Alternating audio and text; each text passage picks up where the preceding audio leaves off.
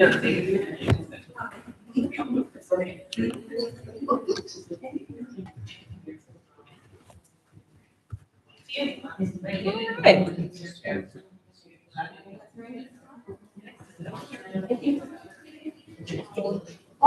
everybody.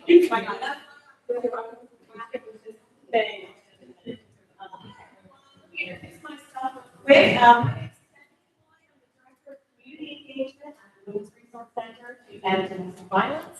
Thank you all for listening. Thank you all so much for being here, volunteers, staff members, supporters, community members, our amazing panelists. Thank you all for making time out of your busy schedules to come and have this very important discussion about consent.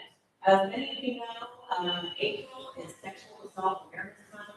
A heavy topic, but a really important topic to keep in the light because violence thrives in silence.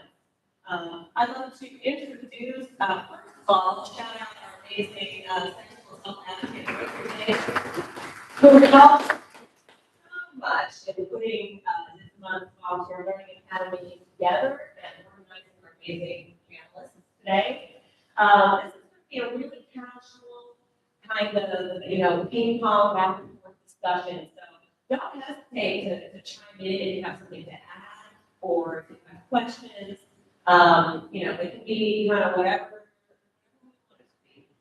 Of course, feel free to help yourself to as much food and snacks and beverages as you like. We also do have a restroom just back here and around. Let's go ahead and introduce our panelists. So first of all, Rosa, I'll start with you and just go around. Rosa holds a Bachelor of Science in Legal Studies and a Master of Social Work from the University of Central Florida. She served in several local and statewide leadership roles dedicated to supporting survivors of domestic violence. She currently serves as a sexual assault advocate with the Women's Resource Center and Domestic Violence, and is the founder of Naya Plays LLC. She's also a Florida Superior Court expert in DV and SA, contributing to her expertise in legal and spaces. She is a PhD candidate at Clark Atlanta University, where she is pursuing a doctorate in social work. With concentration in leadership policy. She's expected to graduate in 2027. This great. Here. In addition to her professional and academic work, Rosa is a proud member of Sigma Gamma Rho sorority and Phi Alpha Social Work Society. She is also a founding member and former president of the Professional Doctoral Network at Clark Atlanta University. Give it up for Rosa. And we're going to skip definitely go to Farhan is a senior assistant director, district attorney with the DeKalb County District Attorney's Office. Over the last 4 years, Farhan has been assigned to the Domestic Violence and Sexual Assault Unit, where he's prosecuted several rape cases and has worked on several serial sexual assault cases. Prior to working at DeKalb, he worked at the Fulton County District Attorney's Office, prosecuting child sexual abuse cases in the Crimes Against Children unit. He is also an adjunct professor at Georgia State College of Law, teaching child advocacy. So let's give it up. We're going to move over to Jennifer Nagan. She is a victim advocate at the Office of the DeKalb County District Attorney, assigned to the Domestic Violence and Sexual Assault Unit. She's been a victim survivor advocate and violence prevention educator for 18 years, primarily working on college campuses, including Georgia Tech and Florida State University.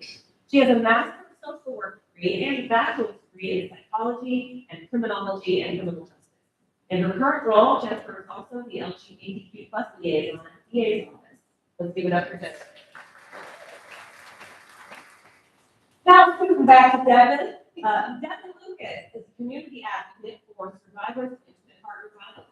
While in school, he helped lead a bystander intervention training program that focused on educating students on how we can address gender-based violence before, during, and after it occurs.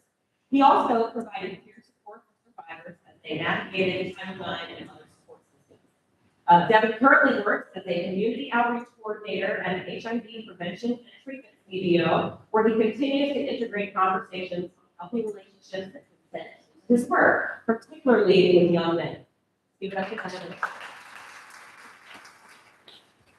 And last but certainly not least, we've got Suzanne Willis Smith. She earned her Master of Public Health in 2012 from the Emory University Rollins School of Public Health, where she began her work in violence prevention as a graduate research assistant with the Georgia Coalition Against Domestic Violence. Her master's thesis focused on domestic violence homicide within the African American community, grounding her work in both research and advocacy. She went on to support Project Intersect at the Georgia Center for Child Advocacy through an initiative dedicated to strengthening training with therapists across Georgia, serving children who've been commercially sexually exploited.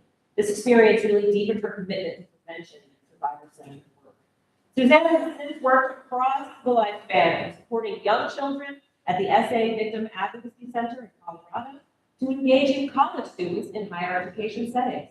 She currently serves as the Assistant Director of Culture of Respect at the Georgia Institute of Technology, where she leads campus-wide efforts to address and prevent sexual violence through education, engagement, and culture change.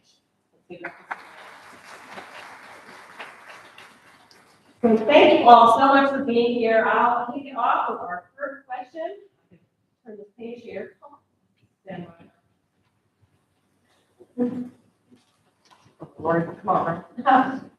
So, whoever would like to begin, or Rosa, if you want to kick it off, or anyone who wants to chime in, our first kind of open-ended questions, so popcorn style, and whoever is inspired. Let's talk about what messages about consent did we grow up hearing, and how have they shaped your understanding today? What messages have you received growing up about consent? And how was that affected how we think about consent today? Well, I started off, so, I'm a black woman, so I'm going to speak from that perspective of growing up in those systems that we acquired when we were younger as black girls. It's the gender role, so if something like a boy was bothering you on the playground, if he was throwing stuff at you, I had an example of this for myself when I was in fourth grade. A boy slapped me in the head or something. It was that. But the same rhetoric is, oh, he just likes you. It's not that serious. Kids are kids.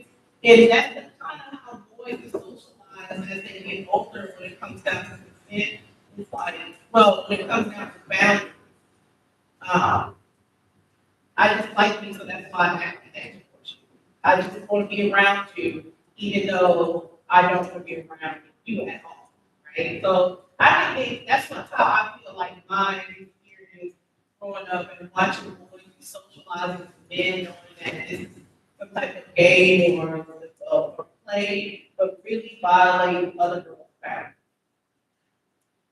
I can add to that. I feel like growing up, I don't remember ever having any real conversations about consent with my family, in school, during sex ed, anything like that.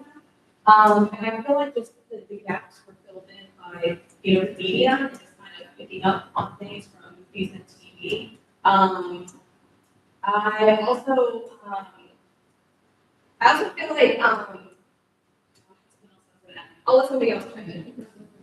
I think piggyback off of that, I think that growing up, like we didn't have conversations about setting boundaries and your body being like having bodily autonomy, and a lot of that was reflected in like family being like, oh, we'll go hug this person or go give a kiss to grandma. And so I think that early on you kind of learn like, some of those messages and not really give a voice to say, no, that's not what I want. That's the kind of piggyback off of a lot of.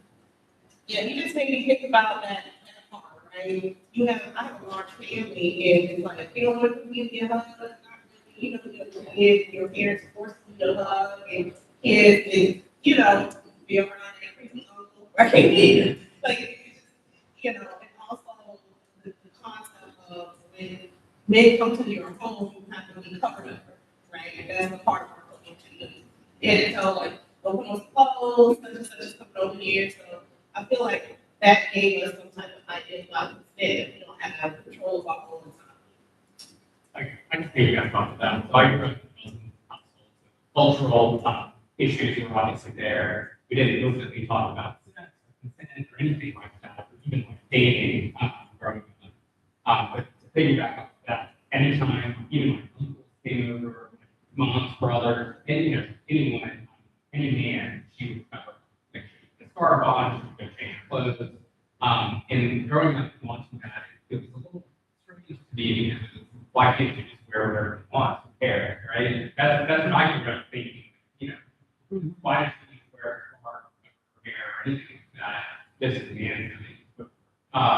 So that kind of, it's a very weird thing to like grow up around and see, and then you don't really talk about it. So, kind of what Jen said is you pick up on like things from movies or what other people are doing or other people are saying. Also picking up on Rose, is, you hear a lot of like kids who get boys and boys. That kind of is enshrined in like, oh, well, this kind of behavior.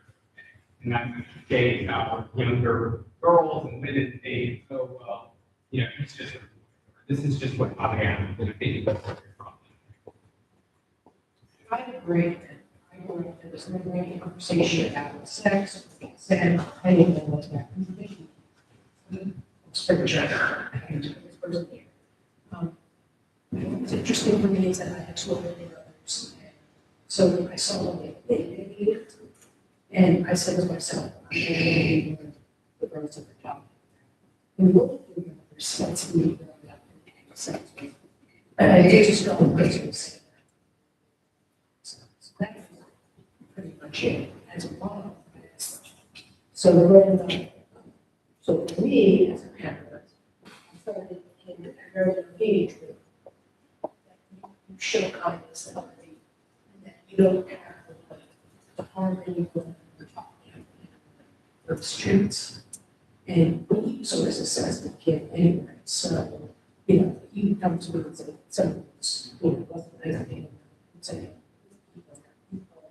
stop learning and think about what this person was experiencing and why they're showing that to you or anyone else at school. And, and don't do it just like they did too, because there was a tough, bullying parents today. And then as it got older, we had serious discussions about it. I didn't know the facts. So I look at it from a different perspective, being respecting other people, but also making sure that we do the right thing and don't be around people that's, part of your crime. So, and I just explained to him, especially when it came to drugs and alcohol. One of my concerns is making sure that recognize, you start getting to that agreement, people lose their ability to consent. If you have a diminishing accident, to know what you're doing. And I just always made it through my head. So steer clear of that too much. It would be difficult because, of course, when you drive those, do your drugs or whatever else, your inhibitions relax, your judgment is, you might think it's a lesser, but if it's really the right thing, the right person, then you wait, because then they'll still be there the next day when you're sober. So trying to make clear to him and kind of make that change, at least in my household, to understand the different concepts that was never discussed. So, for me, I was we got something new in the note, which is starting there. But I would say a lot of it was focused around kids and protecting yourself as a man. A lot of it was rooted in, myths around bullying, that we're just gonna make something up, you gotta stay on this, you gotta protect yourself. None of it was really the fact that, sex is supposed to be a normal thing to people, you're supposed to be coming together, doing something together. It was all focused on, just trying to make sure that you're protecting yourself, putting yourself in a situation, legal implications. Not really into a little bit, I got to. Because I was late next week. First started, so a couple of those conversations, they started with the yes, but even going through undergrad conversations, it's still kind of something to get people from the table. If somebody, our only market said is not recognizing the person, you know, is this enjoyable? Is this enthusiastic? I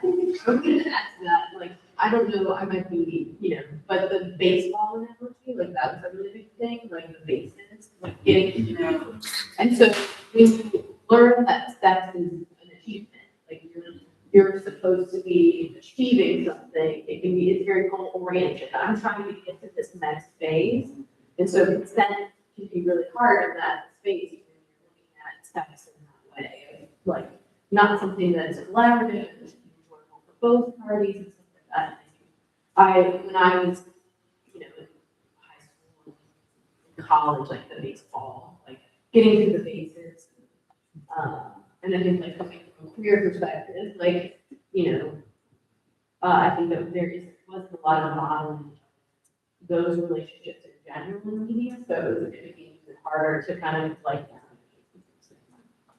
Yeah, I think that's one of the biggest things that I ask the most. Like also for more play baseball, so they don't have a locker room talk, tight situations, unfortunately. But that's one of the biggest things is that a lot of times men just view sex as a compliment. It's something that you get to accomplish, and it's not just something you accomplish for yourself. It's something that you get to do for the purpose of being able to their voice the next day, whatever. So I'm glad that you brought that up. That was one of the biggest things. Again, it's like the ultimate goal wasn't pleasing your partner, it wasn't trying to have that sex, it was just being able to check the box if you did it, that you did what you do and never put your voice out. And that made it really difficult because that was a real conversation. We had those checks, you got that. And with that mentality is by any means necessary. So that's where the consent conversation is coming from. Like, I'm gonna do this, I gotta prove to other men how I made this conquest. And that's what we get in the realm of this conversation about consent. I'm gonna do this by any means necessary, whether it be taking all of her autonomy away, humiliation, or even as far as alcohol and drugs. So, And even a lot of times, unfortunately, we're not making it, but like, it isn't even necessary today. Right, or something forceful. A lot of times, some of those more like, yeah, but she wasn't trying to give it up, but I was like, why are you giving it? Why are you giving it? Dinner, and it's exactly, right, exactly. Yeah. And those are the ones that are like, if these people are like people that are not, yes, you're not supposed to force somebody to do something, you're not supposed to physically use your power and things like that. But again, it's certainly small, certainly some guilt trips, so many psychobility and things like that, just soft way. Or like just fire another shot, fire another drink, or something like that. Maybe to loosen up like those conversations that I unfortunately overheard in like bars. And so, I mean, that is a huge problem. It is to go back to representative, it's expressing other men for your money. But then also, I feel like there's this line when we discuss these things, we're talking about psychological coercion. So maybe if she didn't do this, maybe I would never do something else. Right. And now that to me, it's something that I, again, was discussed with this idea that, well, if you say no, then try. And I'll just use 24, I just can't. Oh, just curious. Yeah, that's wonderful. Because it's important, you know, like we're all, you know, grown here, but it's really like sort of the younger crowd, the twenties, the teens, the 20-somethings that like, you know, if I knew then what I know now, you know, like, where would I be, you know? Who can say? No, that's cool. One of the things I see in talking to younger women, Yeah. to people, the concept of sharing, the shared responsibility. And so specifically, it's important for us to sort of, otherwise, on this scale of potential application, right, towards, you know. And so my question is kind of like this area of the spot, you know, I'm heterosexual, and like the person recognizing the other person may or may not be in a position to give these. And are we having conversations on just that concept in general and where we're sharing responsibility? Yes. You know, is there anything recognized to your point of psychological complex and using some of these mechanisms to really get what you want? It's kind of the flip side of the coin, because you're also using that without speaking. Okay, this person is in the best place to give consent, regardless. It takes a lot of like insight, like emotional maturity to be able to. Yeah, what do you guys Do y'all just show a cup of tea? Yeah. Like that's how it's the video that came out in 16, 15 or 16, right? And it talks about use that, yeah, in primary prevention, we use that one. And it's like if you see someone unconscious, would you pour tea in them? Or if you see them in and out of consciousness, would you still force them to drink the tea that you just made? No, you would just leave it alone. And sometimes they'll drink half of the tea because they're coherent and then now it's not. Like, would you just pour it down and throw things with sleep, you know? Like, these are easy concepts for people to understand when it comes to that word area. I think it's just learned ignorance, right? Or wanting to say, you know, I didn't know we both were drinking, right? But it's not, somebody, I feel like both parties, I'm trying to think the name them, like, I always believe that one party is less intoxicated than the other. Like, from my personal experience, so somebody has to be responsible in the room. But it's definitely very hard to read because, especially if you haven't been on social media in the past, right? Like people may act or present different from one another. You didn't necessarily want somebody to drink with. It's just it can be so hard to tell what somebody's level is. You know, and maybe in a lot of instances it's better to just like not do it. And yet it goes back to this mentality of like this conquest and like achieve having sex with this person. Why shouldn't we approach? You know, this is some part of, if this is part of like a mutually pleasurable sexual exchange, like, why not wait until What everybody happens to the brain can make it be like a, this is like a winning or failure kind of thing. It's like failing what? Like you're getting. Actually, they on campus together, right? And we talk about campus, like if y'all on campus together or in, you know, terms of authority, each other all the time or passing, what is the rush that night? But also, I think part of it is also, you know, it's still about culture, it's like a one-time thing versus, you know, and it's all kind of configurations. But I think I find just in my experience, a lot of that actually still is in the conversation. So I was curious. That's the toughest cases that we get, alcohol facilitated or intoxicated, sexual assault, because a lot of times, you know, when we're reading through the case file, obvious that the victim, the survivor was intoxicated, but usually the defendant is the I was intoxicated. And so like, why don't I get coverage in that kind of scenario, right? As a man, just because I was also drunk, but she was drunk, so right? And a lot of times we see like different power dynamics, or like Rosa said that, you know, someone's less intoxicated in that scenario, or what you were saying, just wait right? Like, if it's not a rush, you know, if the person will be there tomorrow, right? So why are we rushing through this and like, you gotta be drunk and she's gotta be drunk and, you know, it just doesn't make sense, right? But the power dynamic is a big one too. If there is a female that's 110 pounds, you're 230 pounds, and, you know, you guys have the same kind of alcohol, she's gonna get more drunk or intoxicated than you are. And, you know, it's gonna be harder for her to say no on top of that because it's kind of a difficult situation where she's feeling pressure, she's smaller than you. You know, if it is hookup culture or something, you just met this person, you know, so those are difficult areas that we deal with every day. That's a great segue. That is actually a perfect segue to our next open-ended question. So let's continue down that thought path, actually.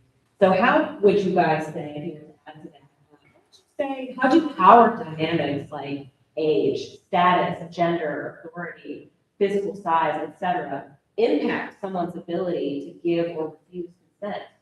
Like, let's explore that, because that is a huge component into why somebody might be like, you know, weighing the options here. Am I allowed to say no? Am I allowed to change my mind? Maybe it'll be easier if I just do that because it'll be more trouble if I try to leave. Is he gonna get angry at me? Who knows? So yeah, let's talk about that. And feel free, anybody who'd like to chime in. Yeah, yeah. An individual who is not able, mentally available to give consent. So we see that. Mentally, yeah, someone going through some significant mental health challenges, and you might not be in a good headspace, to be giving consent. Yeah, that's gotta be tough, because someone who's going through a mental health challenge might be more susceptible to giving in. You know, if your self-esteem is low, you might be more likely to put yourself in higher risk situations if you are feeling good about yourself. Yeah, or just be looking for self, for acceptance. Right, right. If you're in a state. And that's a power dynamic, right? Yeah, it's a power dynamic a lot. You know, I run into that a lot already. I've always ran into the domestic violence. I've been doing domestic violence since 2012. But over here, I've ran into a lot already, right, in the past 4 or 5 months. And the one is two that significantly stand out in my head is I had a case at a nursing home, and I was just like, well, you know, you can't, if your staff cannot, like, patients in the nursing home cannot be considered staff. Right, not patient. Right? And I have That's a already. You know, power dynamics is one thing. In your patrol car, you have your uniform. Yeah. You're on duty or have your uniform or your patrol car.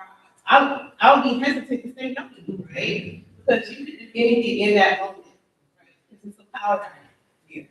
We had a case last year that went to trial. It was an ambulance driver. Right. And he saw the individual who was passed out on the side of the road in a car. He was, you know, and he pulled up, he was like, "Are you okay?" Things like that. They had a conversation, and he actually moved her car to an abandoned location on surveillance. And she woke up, she was going in and out of sleep. She woke up during the assault, and she didn't say anything, she froze. They exchanged numbers afterward, you know, and he took her to a quick trip and met her friend and went in her over, called her the next day, you know, and thinking that it was a date or something. Right.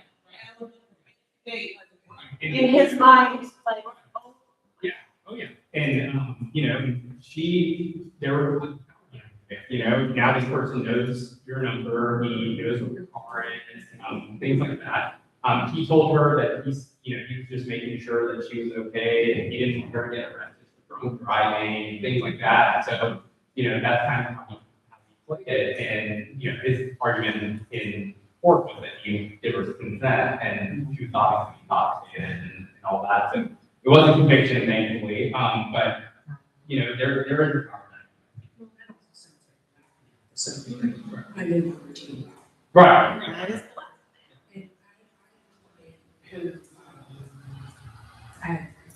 Yeah.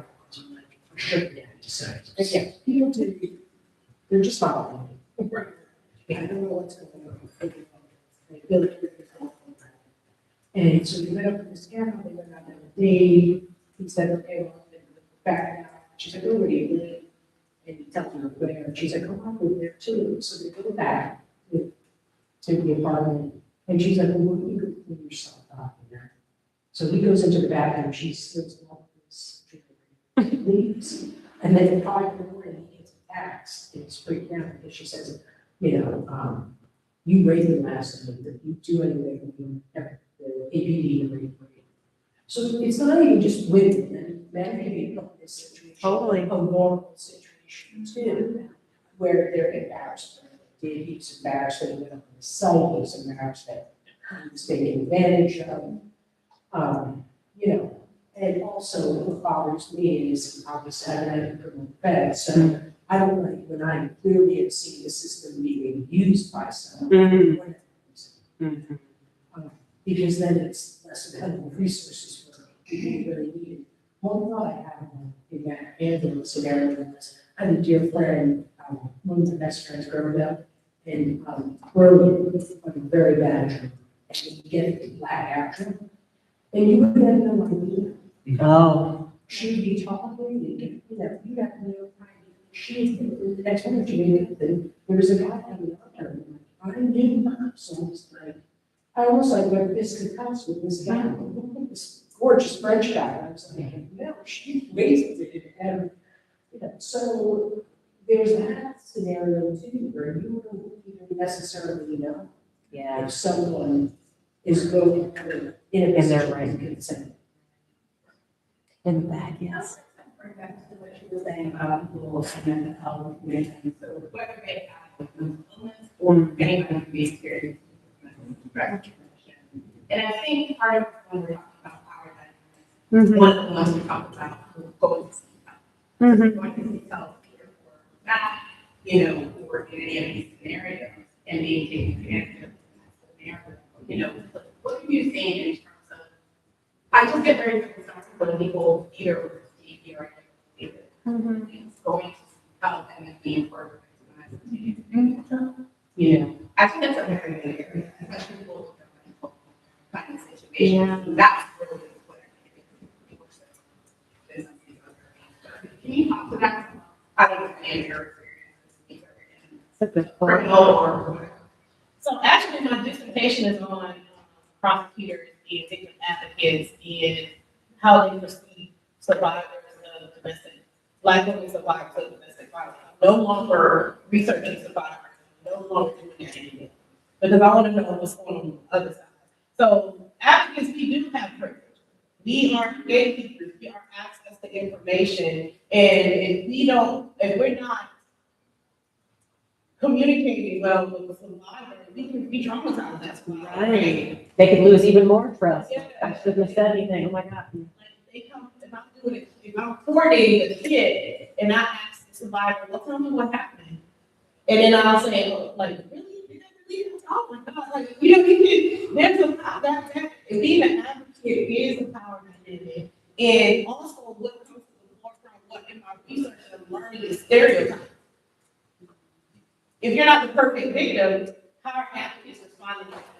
If you're not the, you know, ethnically, like, that is on our side as advocates, on us as we work with different cultures and survivors. Like, are we bringing that stereotype, that implicit bias or whatever to the forefront of the services, and it end up being traumatizing?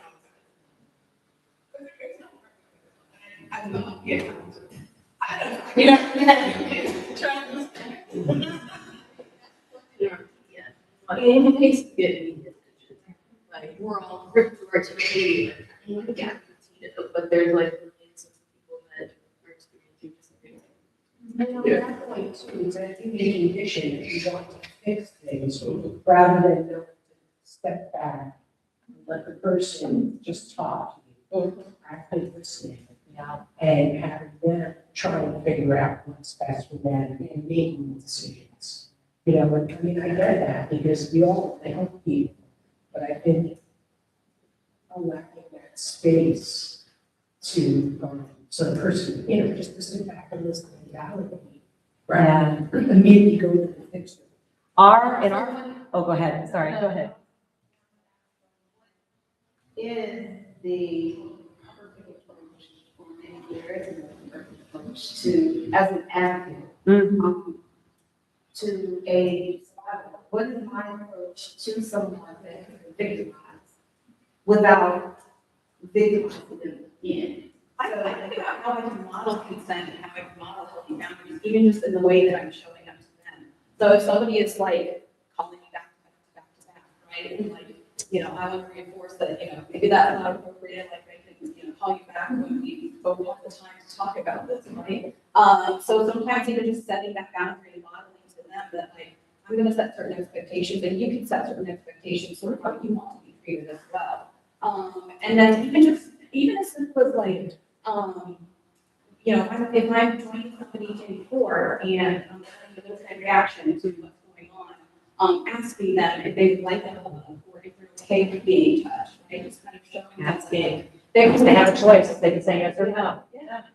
And then even different things like resources, asking them, like, do you want help with these things? Do you want help, you know, these different types of agencies?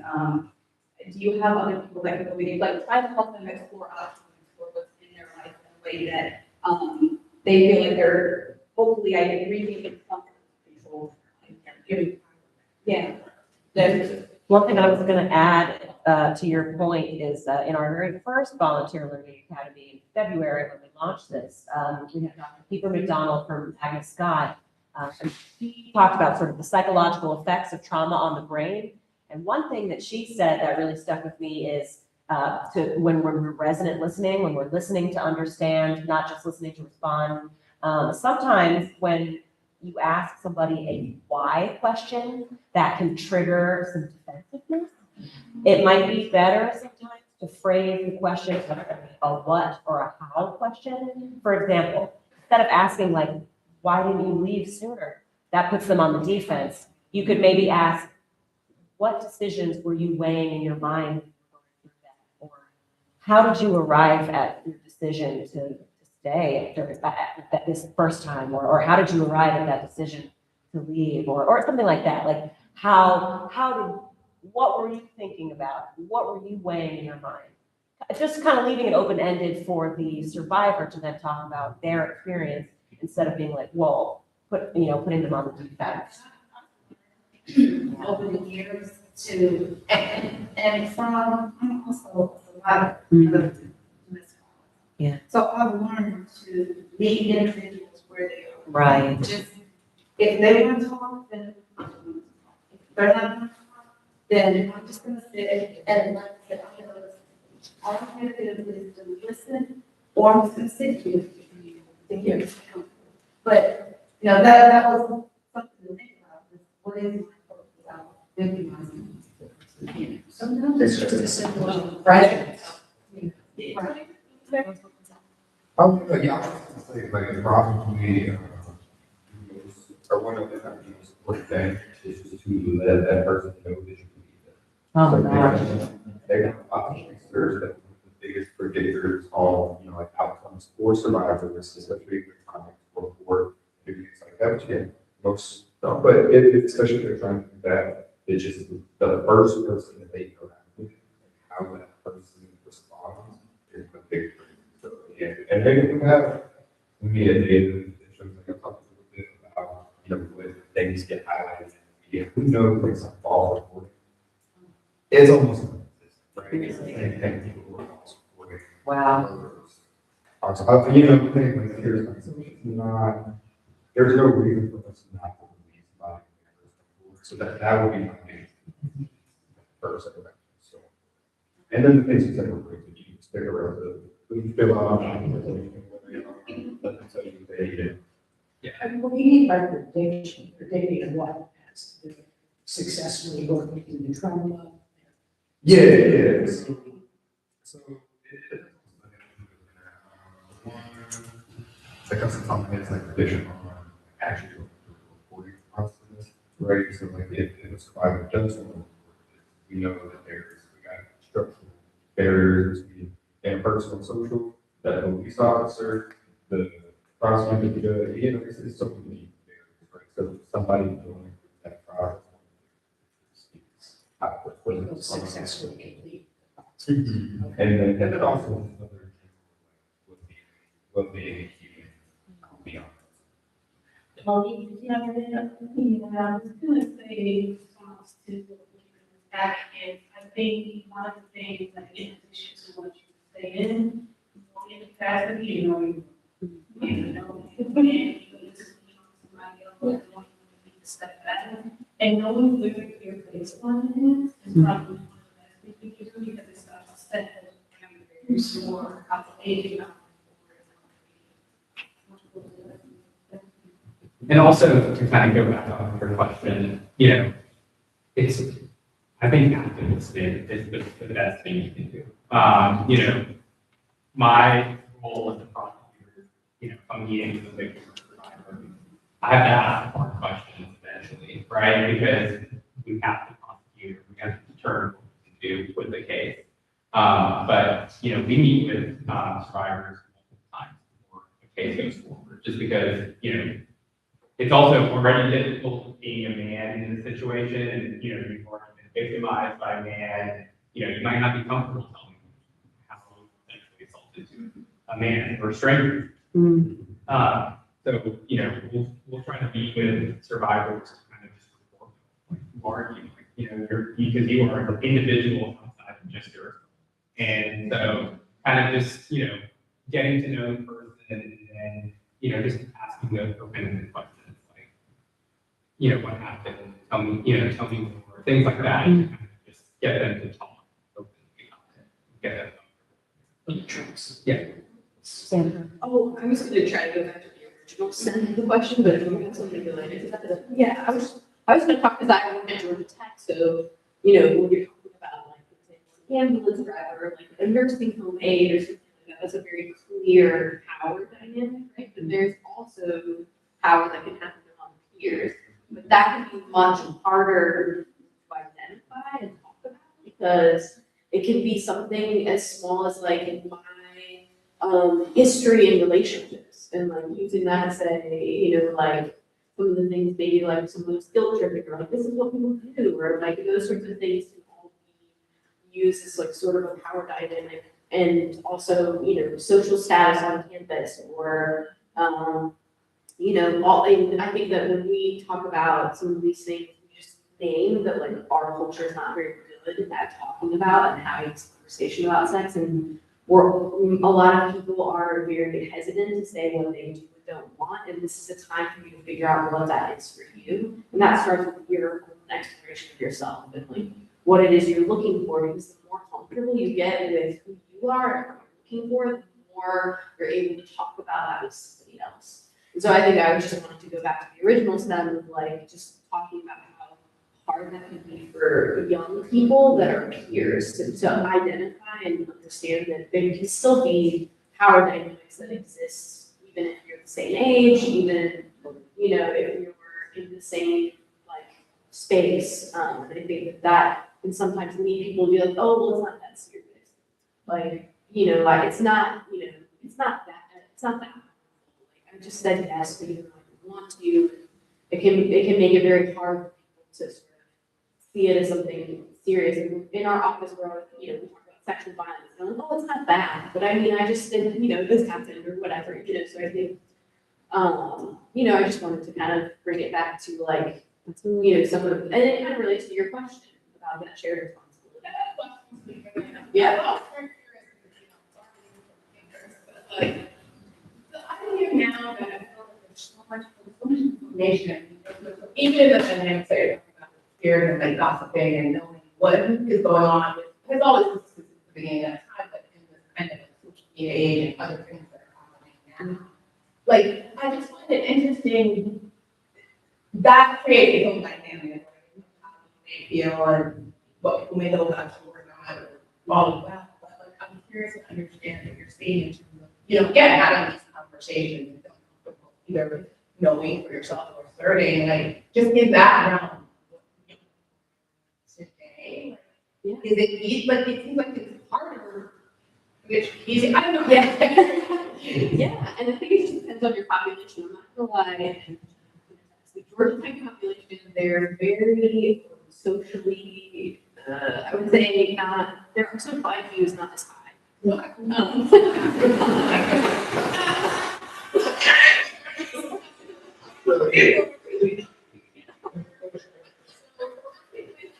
Some very, and so I think that I also just want to go back to the point of like, we have to figure out how to have these conversations with these students because, for example, for a long time we talked about reporting and how false reporting is so low and all this kind of stuff.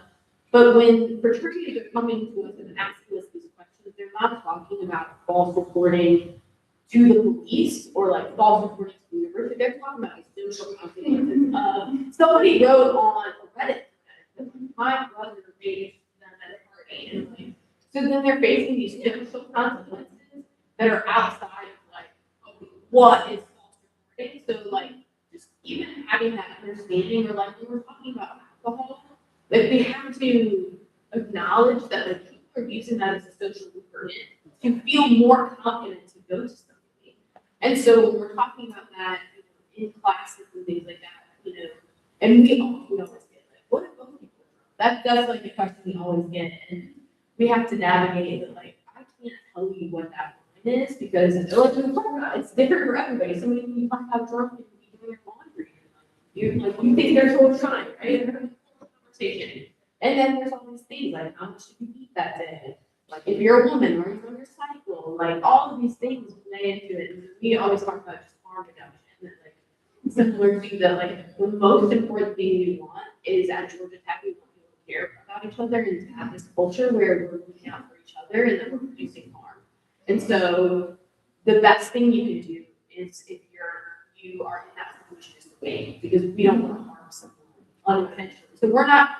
The other thing is that like a lot of sexual assault prevention has come from this lens of like a very hard line. Where these people are perpetrators, and, all those things that we need to step back and have a more nuanced conversation so that it invites them into having more conversation rather than. And I think that I don't, I'm not very like adept with social media and how that impacts as much of the community as we can talk. I don't know about that. I don't know, but in your work with young people, but I think that I think it's been interesting because I think that we thought we were moving one way, and unfortunately, there's been a resurgence of like sort of this more negative impact, especially on the men, like their role to like take it back. That's a great segue too, actually. Perfect. Just said. So you're gonna skip around a little bit just because that was just a perfect, and we can kick it over to some of our gentlemen in the room. But how can we better engage men and boys in conversations about consent in healthy, accountable ways? You touched a little bit on things, sort of like things. Like, are you referring to like a pill itself kind of dynamic? We're trying to do more inviting. I think that we want to make sure that like, when we're talking to young men, we're not approaching it from like a lens of like we already think there's potential perpetrators. Yeah. It's that making sure that people understand that that we're just more of that inviting conversation, have more and more. At Georgia Tech, we work very hard to train peers, have those conversations within their own community, because what research shows is like peer-on-peer conversations changes culture much faster than when we coming in somebody. So that's one of the tactics we use. When we just piggyback off that, is just to invite them to be more. Instead of just if you're focusing on you guys are going to be the perpetrators if this happens. Inviting them to participate and have those like, open conversations about being respectful and just, you too can be a victim. And so things like that, just inviting them to be part of the solution, I think is a healthy way to engage younger men in the conversation. Oh, yeah, I think it is. So a lot of it is, we took that bystander approach. I mean, our approach with that is that, again, we get through the big box that for, during, and supporting afterwards. So, but that pre-work is going to be so important for that culture shift, and it's hard, man. I mean, I'll be honest, it's hard. Because a lot of it does require some uncomfortable conversations, and it can be really tough to reflect on, even potentially like your own accounts, and thinking about, damn, should I go back? Maybe we could. And again, even when you have, even if it's something like what's somebody's intent, stuff. But again, even the same thing when it comes to your programs, somebody's view, but you've heard their cookies, so you've heard that. So you gotta kind of say, okay, this is also the way that folks are socialized. It doesn't make you inherently bad to have these thoughts, to even engage in some of these conversations. And I think it's just, again, it can be kind of hard to create that space, and to create something that's inclusive for those conversations. Because again, we're not going to be able to change, and accountable. Repeat, because again, I feel like a lot of times you just got to see somebody else do it. That was the big. Lead by example. Yeah. When you get done, I'm gonna inform you all that this is a true framework. There is many boys work, there are programs, there are passports of manhood, coaching boys and men.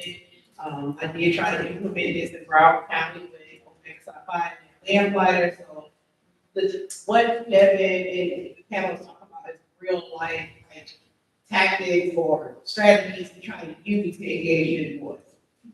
I got but thank you so much, this was great. Thank you for Real much so. For me, I feel like it's got to start at a young age. Young age, so I think about at a young age, discussing, and to me, it's that. It's right on with the car, or the ambulance driver, or, why can't, doesn't hurt that right on the road. When in doubt, back off. I'm saying, I'm sure. Yeah, please. Piggyback on what you do. Yeah. My son is 26 years old, so I can make it 22 years old. And, so I'm here on maybe representing 3 years, so I'm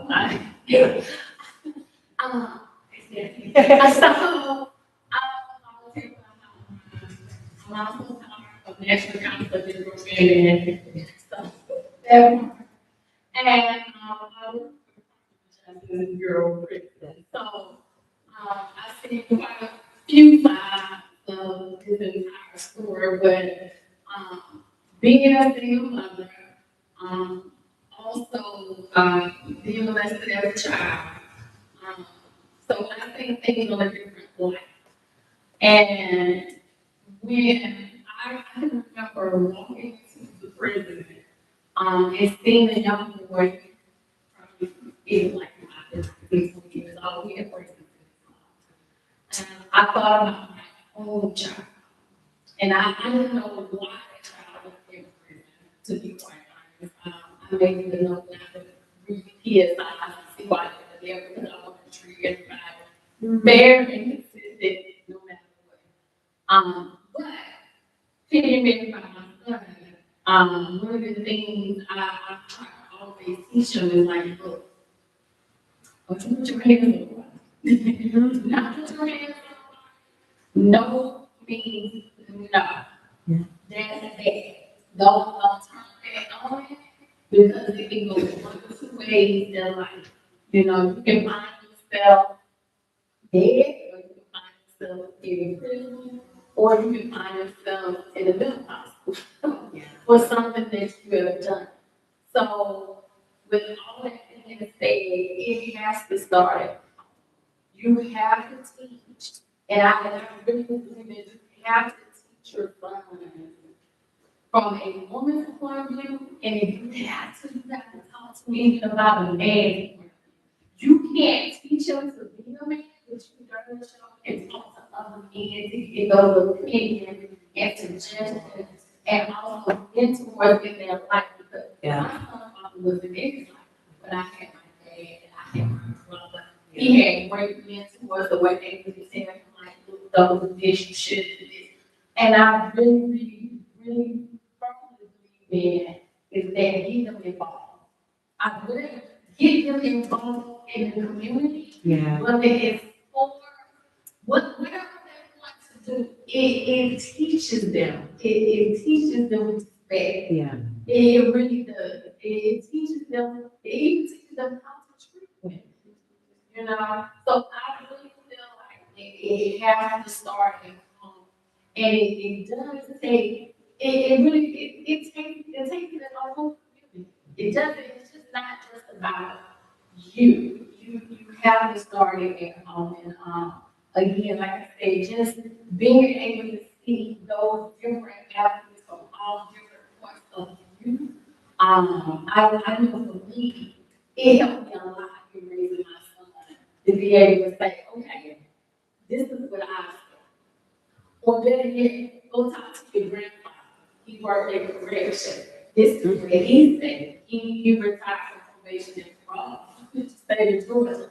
So we all take those different avenues. My brother, I got 5 pieces that says a lot. So he was able to talk to him. So I think it just takes it takes everyone. It doesn't just take just one person, but it has to start at home. After it did at home. I agree 100%. And the other thing, for me, I also have a son. And a bonus son. But because they are African American men, we have 2 strikes against you. You're male and you're black.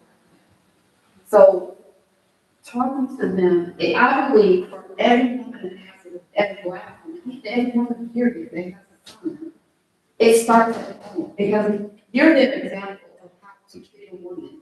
Exactly. So it has to come from me. And I certainly appreciate other men that will talk to men to teach them this is the way to treat a woman. And my son grew up in a household where I never heard things with me and his father, and he has a lot of domestic violence. This is what you don't do. This is what you do not do.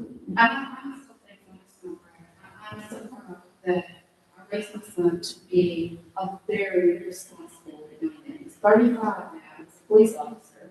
So I think I did pretty good. Here. But just the fact that I know I have to have those conversations, and I have to put my brothers and everybody else to your point in his right to make him or give him that initial push to be a respectful young man.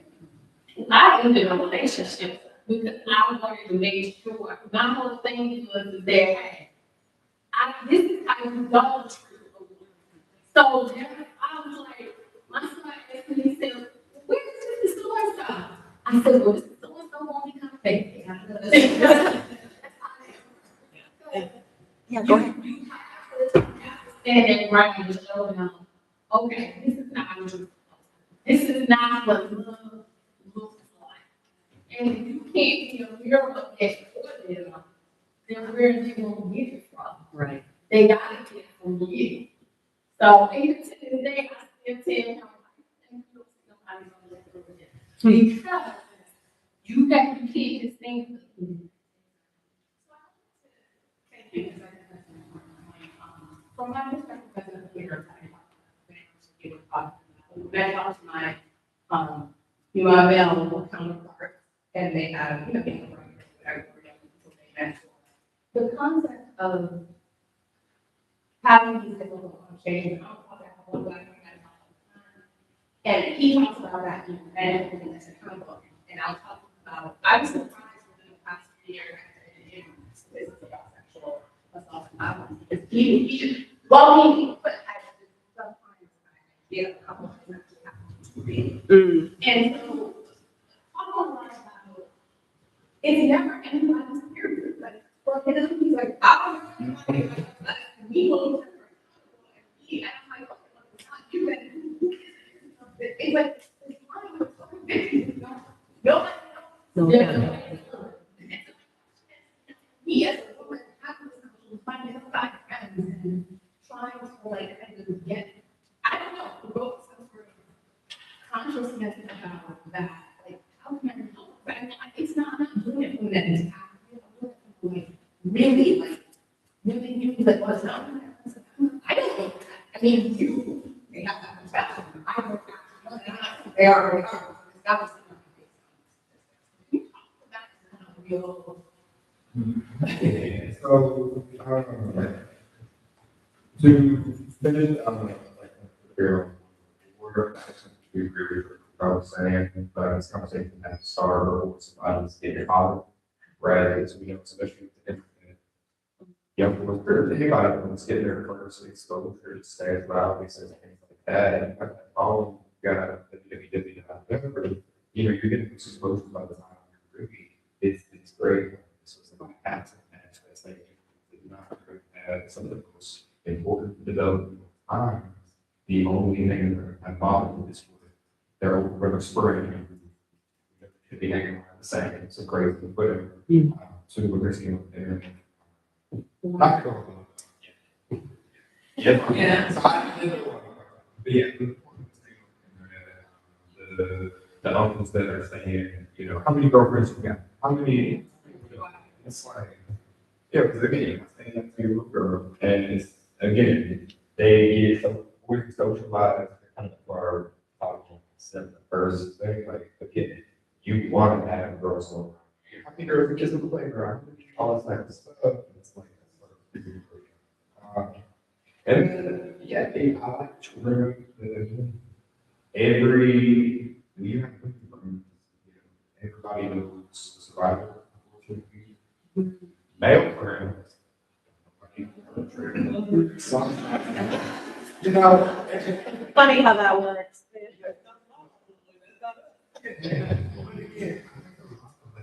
Goes back into some of the culture conversations where, and so basically we have a real permissible culture around generating. There's a lot of things that we allow as a joke, and right, but then somebody hearing that, and that's kind of reaffirmed that this might be a safe space, or I can push the line. And that's the problem is, like, the phrase I hear all the time, that it's the phrase that it's not that. Well, right? Even if somebody that you, even if you're not somebody who's or anything like that, when you create that installation, that their culture, that's what allows, because a lot of times it is a small number of cultures. Repeat, right? So makes sense.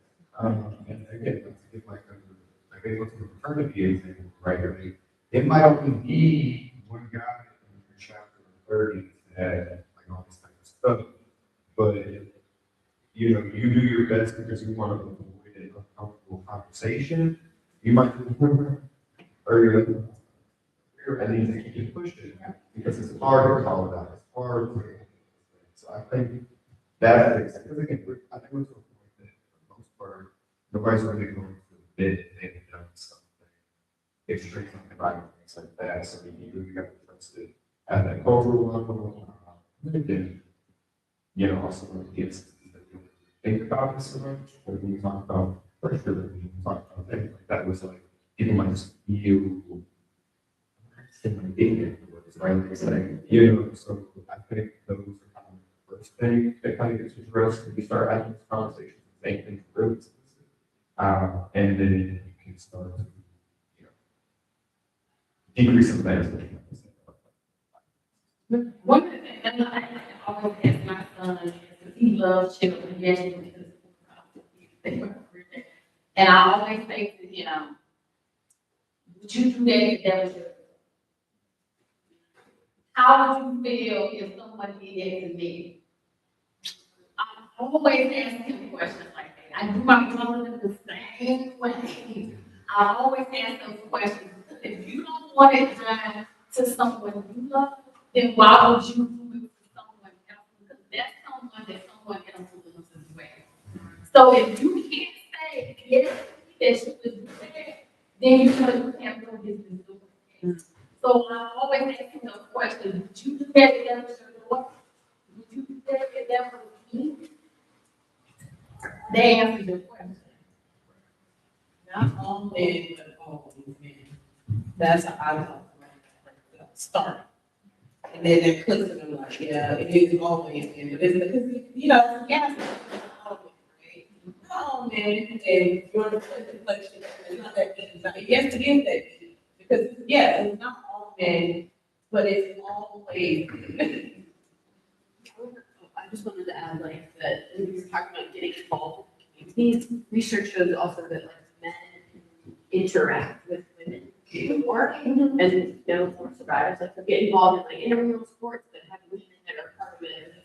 They are more engaged and men are more open to those conversations because they had friendships with women, like they've been able to talk about those things. So I just wanted to like talk about it, getting involved in your community can be such a meaningful thing with also having that conversation, getting them to have interactions with Yeah. people outside of just their small group that maybe they traditionally would gravitate towards. Okay, let's continue down that. Let's, and we'll jump to you next, but that's a good jumping off place to our final session. Our final question is about 10 minutes or so left in our presentation today, so I think that's a great place to kind of wrap up with like a somewhat positive, like what can we do? What are some proactive, forward-thinking steps in this same vein that you guys just brought up? So how can peer groups like a frat or your friend circle or a sports club that you're in either reinforce or challenge consent culture? You know, what are the benefits and positive steps of challenging some of these myths? Yeah. I think, you know, we all know that violence against women, men have to be to the forefront of that, right? But when we talk about what can we do in the community as a whole to kind of like reduce these rates, for me, I'm not gonna go into bystander and vision. It's just, it's a culture shift, right? It's a social norm shift that when people come forward, they're telling the truth. I think that's Speak on communities of color, especially. Somebody mentioned that, young Black men have additional barriers ahead of them and going to overcome. So yeah, can you speak a little more? So it's like, do you want to speak like just believing or something? Yeah, combining some of these questions here, what are some You want to look barriers? Right? Yeah. We want to get together about Black women. Understand that Black women are in every region, right?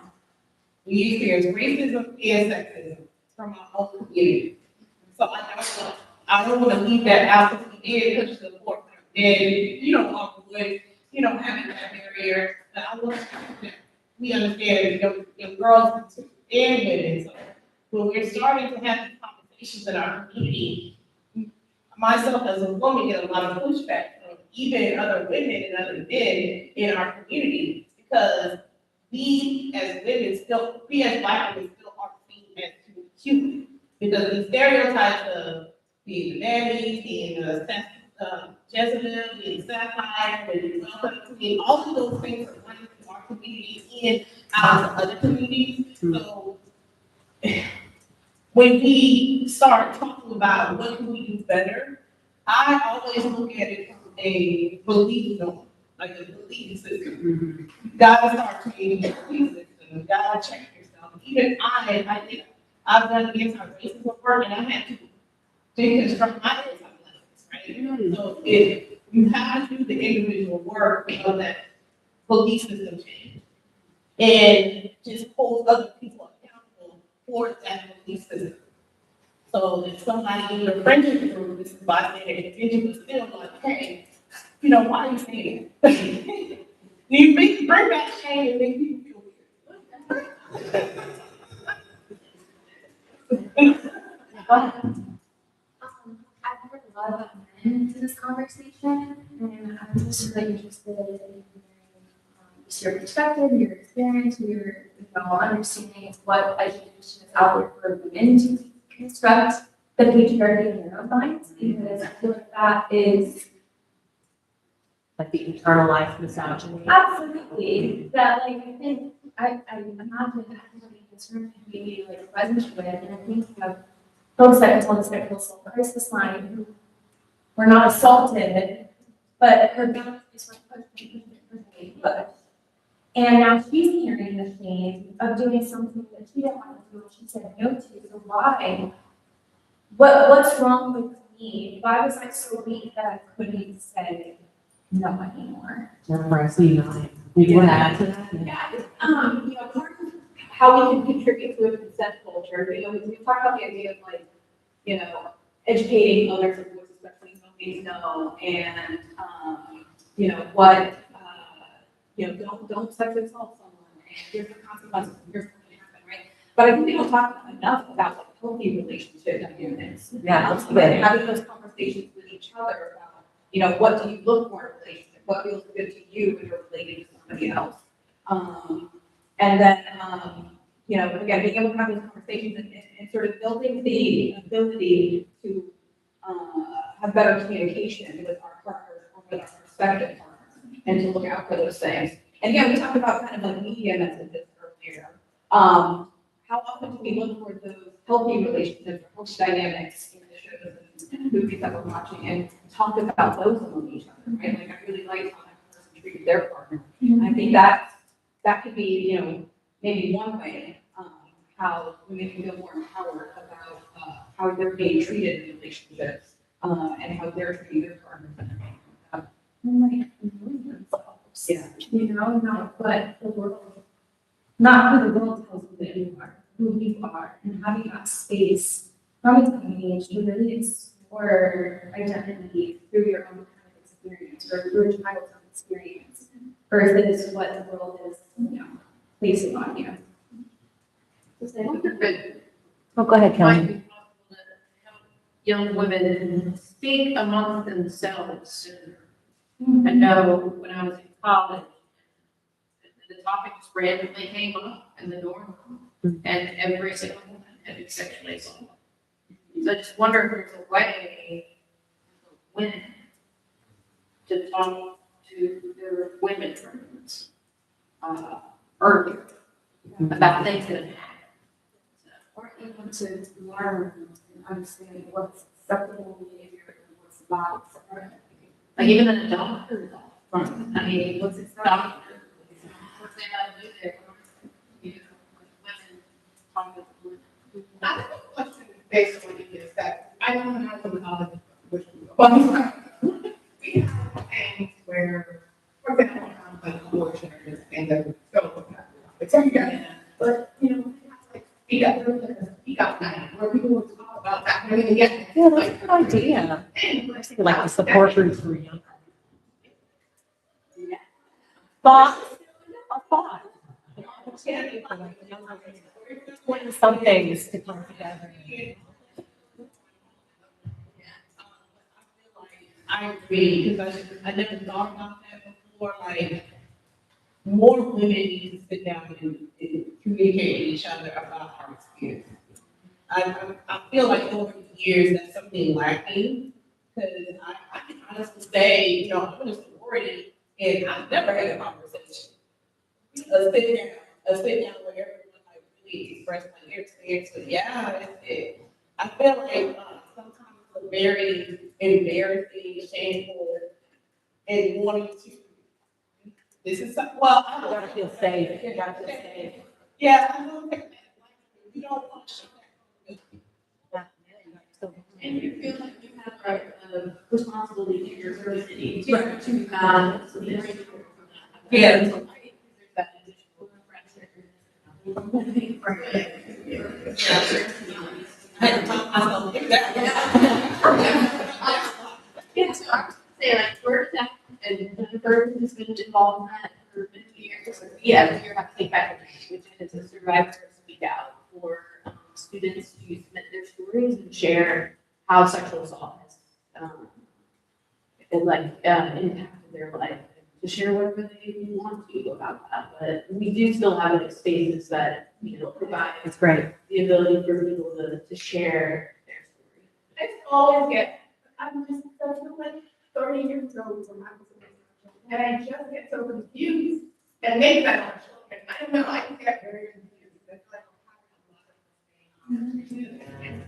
It just cycles. I think that like make strides and then there's always a counter culture. So we're in that. I feel like we're in the very beginning of that swing. Okay. It's like what we're seeing is like we have the Me Too movement. We have all these things that and we made all this progress and now those who feel threatened by that are now yeah. And to my point about like all of the young men that are, and they say like a young man who's on social media in the first 5 minutes, they're going to be inundated with all of these like messages about, from it's very like, and I guess it's called the manosphere, Yeah. whatever you want to call it. Yeah. Those Pervasive. problematic things about what, and I think that we, have not done a great job of providing an alternative. And like, this is your role, because I think that we have made such great strides in some of the things that we talk about, like the women, about, you can do this, you can be this, you can, we've had all these things, and then I think that we haven't done a great job of like giving what's that boys and men like a role, right? Because they're like, I used to be having very fat here, I'm the provider, I do this, I do that, and now it's swinging, and women are now more often college students. Like, there's more women in college, there's more women who are breadwinners, their family, there's so many things that women are doing that there's really not like, and so now I'm kind of like, well, where do I fit in? Because like I had this clear path, and now that clear path is not. And so there's a swing back to say we have to take back this space, and unfortunately, I feel like that space comes with violence against women. It comes with Frustration. yeah, Yeah. Healthier outlets for that frustration, right? Healthier ways to develop teamwork. and so I think that it's taught us so much about so much different uncomfortable concepts that are so consequential about it blows my mind. I don't understand it as a but I just want to know, like, apart from like the one-on-one and the small group, like, yeah. Or is that being like,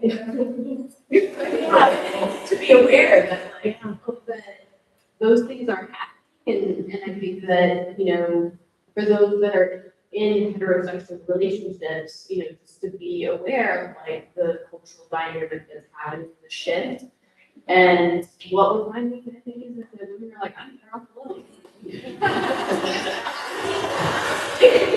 Let's go see Alex, I saw your hand up. I watched Adolescence, the miniseries recently, and I found it to be so impactful for every parent. I feel like every parent should watch it because this could be your child if you're talking to anybody. Because the internet is raising these children. It is not just home, it's not just in school, it's not just their friends. Excellent point. Yeah, it's the guidance. What are they consuming? What are we all consuming? Kids are watching a video about how to build Minecraft, and then this person is then like adding these commentary about this or that. And so it seems so, and I was like, oh, watching a video about building a Minecraft little video. They're putting yeah, so I think that yeah, well, I was gonna say it's like sometimes it's negative. Like we always think we're positive representation, but it's just as important to talk about the negative ones too. To say like, to talk about.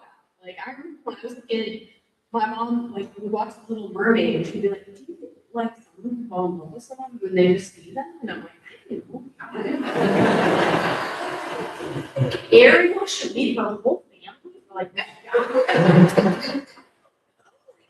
Yeah, it's like you take the negative and you still like have a conversation. Yeah. I think that, you know, there is so many negative things we have to also challenge those. But, yeah. Thank you so much, you guys. I'm gonna jump in and say that sorry, Mo, one more thing from, that you had to say, and then I'm gonna go ahead and do it. Oh, you were just talking? We are just about at time here. I am so glad that all of you guys came out tonight. I feel like we covered a lot of ground, and I'm so grateful for all of your expertise and your insights and all of your various knowledge just to kind of contribute to this really meaningful conversation. It's a sticky one. There's no clear-cut answers. There's a lot of gray area, but every third Thursday of the month, WRCDB hosts this volunteer learning academy learning series. We have the space for free, it's free. And it's just such a good opportunity, not only for us to have these discussions and really get into the nitty-gritty about how to be a better supporter, how to be a better community member for our fellow community members and neighbors, but also an opportunity to meet each other. Just all of you guys in this room are advocates for survivors, supporters of our mission, and there is power in numbers. And collectively, we have the ability to speak truth to power, to bring this positive message out in the community. And all of us together, it's going to just spread exponentially. And I think that's just powerful. So thank you all so much for coming. Yes, next month, actually, keep an eye out for email blasts from me. And next month, we'll be having a representative from Safe Haven Transitional to talk about, we're going to do more like a Mother's Day, like a women's wellness, mindfulness, grounding techniques, a little bit more of a Zen theme. So I'll send out an email with more information about that. It will be third Thursday of May. Thank you all for coming. Let's give a big round of applause. So appreciate your knowledge and your insight. Have a wonderful rest of your evening. Feel free to grab some snacks for the road, like take some things to go. Yeah, let's get a picture of all of you.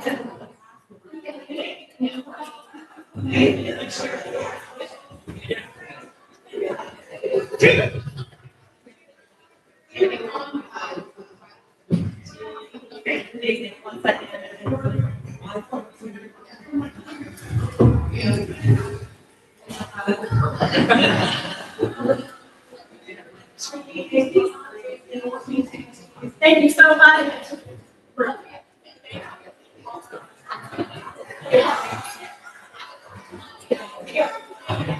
Let me go ahead and exit these. How do I turn this on?